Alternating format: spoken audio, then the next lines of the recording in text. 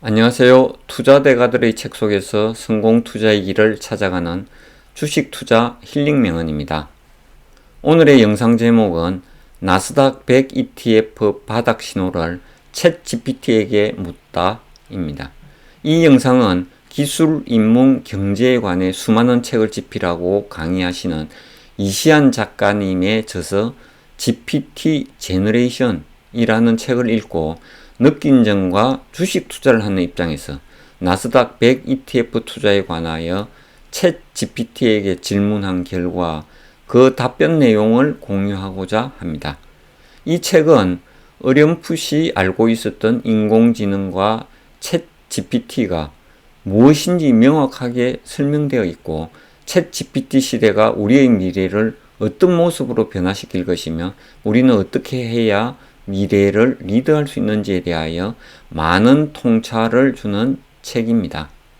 책의 주요 내용은 챗GPT의 개념과 원리를 비롯하여 챗GPT가 현재 할 수 있는 일들과 미래의 사회에 대한 전망을 설명하고 있고, 나아가서 챗GPT의 문제점과 예방책, 그리고 챗GPT 시대를 맞이하는 우리는 어떻게 살아남을 것이며 우리의 자녀들에게는 어떤 교육이 필요한지를 여러 가지 예시를 들어 재미있고 유익하게 설명하고 있습니다. 개인적으로 이 책에서 AI 시대의 생존은 결국 AI를 잘 이용하는 능력을 키우는 것이다 라는 내용에 가장 크게 공감했습니다. PC 사용이 어려우면 큰맹이 되었고, 스마트폰을 사용하기 어려우면 디지털 문명이 되었고, 또다시 AI 쓰나미가 몰려오면서 챗 GPT와 얼마나 절친이 될 수 있느냐 없느냐에 따라 AI 시대의 문명이 되느냐, 풍요로운 삶을 리드하면서 살아갈 수 있느냐로 구분될 것 같습니다. 저자는 챗 GPT에게 유익한 정보를 잘 얻기 위해서는 우선 필요한 정보에 대하여 큰 그림을 그리고 다음으로 그 큰 그림을 구성할 요소들에 대하여 구체적이고 자세하게 후속 질문하는 연습이 필요하다고 강조하고 있습니다. 이 책을 읽고 주식 투자를 하는 입장에서 챗 GPT를 주식 투자에 어떻게 활용할 수 있는지에 대해서 고민해 보았습니다. 그리고 구체적으로 질문을 가다듬어 다음과 같은 질문을 챗 GPT에게 해 보았습니다. 나스닥 100 ETF에 투자할 때 저가 매수를 위한 주가 바닥 신호는 무엇이 있을까?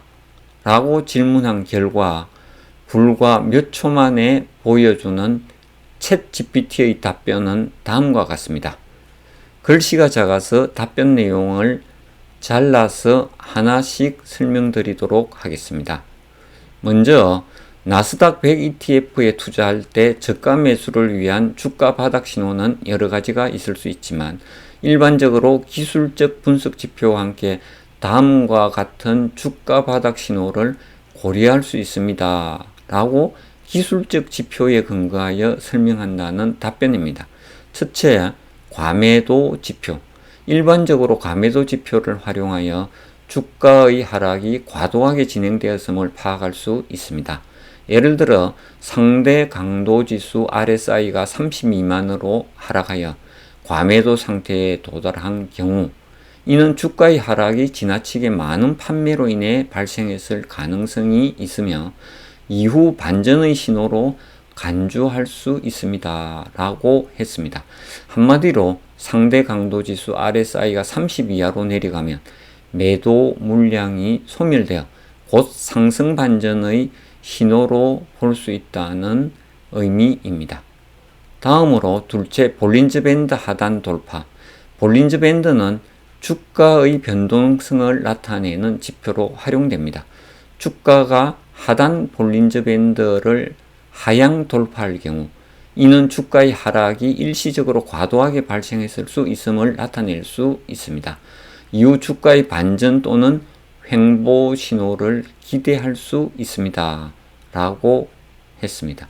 즉 주가의 일봉이 볼린저 밴드 하한선 아래로 내려가면 매도가 과도하여 조만간 횡보 또는 상승 반전 신호로 볼 수 있다는 의미입니다. 실제로 일봉 차트에서 볼린저 밴드 하한선으로 내려간 이후 다시 하한선 위로 뚫고 올라올 때 매수하면 수익 확률이 매우 높다는 것을 저는 개인적으로 많이 경험했습니다. 다음으로 셋째, 거래량 분석. 주가 바닥에서는 종종 거래량이 증가하는 현상이 나타날 수 있습니다. 이는 매도자들이 주식을 팔아 더 이상 하락할 여지가 없다고 판단하여 포지션을 청산하는 것일 수 있습니다.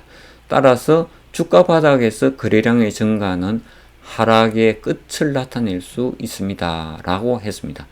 거래량은 주가의 그림자라고 하여 주가 반전 신호로 거래량 증가를 확인한 것은 투자자라면 대부분 알고 있을 것으로 판단됩니다. 마지막으로 기술적 지표의 수렴. 다양한 기술적 지표들이 함께 하락 신호를 발생시키는 경우 이는 주가의 바닥을 나타낼 수 있습니다. 예를 들어 RSI가 30 이하로 내려가고 볼린저 밴드 하단을 돌파하여 이동평균선과 같은 다른 지표들도 하락을 나타내는 경우 이는 주가의 반전을 시사할 수 있습니다. 라고 했습니다. 이 마지막 답변은 위에서 설명한 세 가지 요소를 통합하여 살펴보고 더불어 이동평균선의 상태 등까지 총체적인 솔루션을 제시하고 있습니다. 그리고 마무리 멘트로 이러한 주가 바닥 신호들을 종합적으로 고려하여 나스닥 100 ETF의 저가 매수 시점을 결정할 수 있습니다. 하지만 투자 결정을 내릴 때는 다른 요소들과 함께 종합적으로 고려해야 합니다. 라고 투자 결정의 조심성을 강조하고 있습니다. 여러분은 이 챗GPT 답변에 대하여 어떻게 생각하십니까? 저는 솔직히 조금은 놀랍고 소름이 돋는 느낌이었습니다.